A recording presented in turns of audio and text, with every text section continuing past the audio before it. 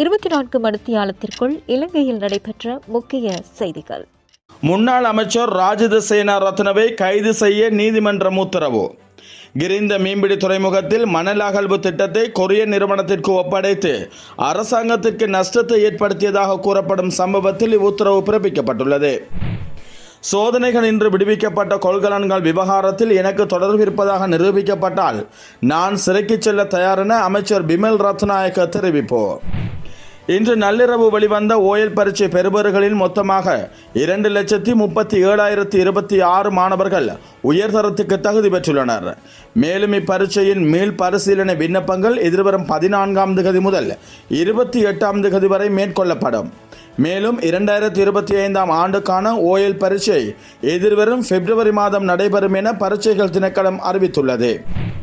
துபாயில் இருந்து சிரேஷ்ட போலீஸ் அதிகாரிகளுக்கு கொலை அச்சுறுத்தல். இது தொடர்பான விசாரணைகள் ஆரம்பம். இலங்கை துருக்கி பாராளுமன்ற நட்புறவு சங்கத்தின் தலைவராக பிமல் ரத்நாயக்க தெரிவாகியுள்ளார். கொழும்பு பங்குச்சந்தையின் பங்கு விலை சுட்டன் வரலாற்றில் மிக உயர்ந்த நிலைமையை எட்டியுள்ளது.